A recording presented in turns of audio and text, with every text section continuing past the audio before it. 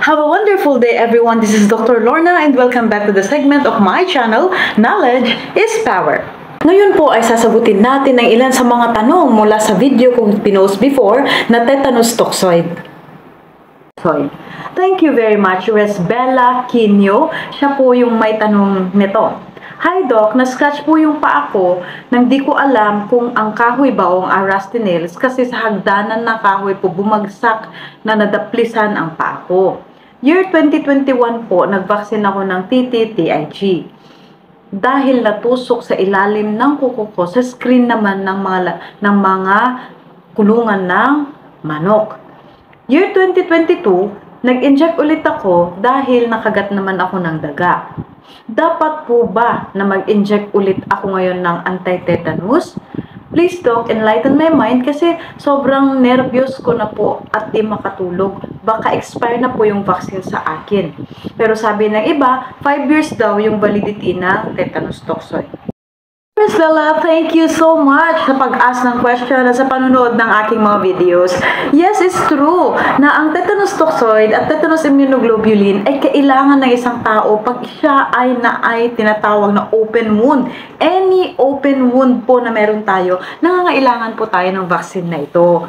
Pero, tama rin po yung narinig mo na ang validity nito is up to 5 years, no? So, ibig sabihin, kung ikaw ay nabaksinan na noong 2021 at nabaksinan ka din noong 2022, pag nasugat ka ngayon, let's say for example, mga scratches lang na konti, o kaya naman kutsilyo, ganyan, nagkaroon ka ng open wound, nag-garden ka, natusok ka dyan, okay lang na hindi ka muna mag-vaccine.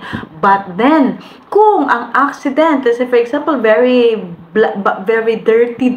dirty na klase, marami, multiple wounds na ang meron sa iyong katawan, that's the time na to make it sure, nagbibigay pa rin po tayo.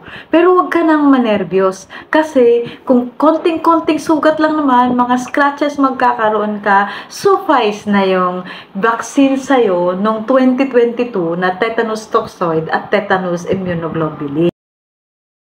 Everyone, if magkakasugat po tayo at meron naman na tayong vaccine ng anti-tetanus at saka tetanus immunoglobulin, huwag po tayong matakot. All we have to do is, we're going to clean that wound with soap and water, and then put an antiseptic, and then if meron po tayong bacterial ointment dyan sa bahay, ilalagyan po natin. And kung gusto naman natin makasigurado, of course, we have to consult our physician.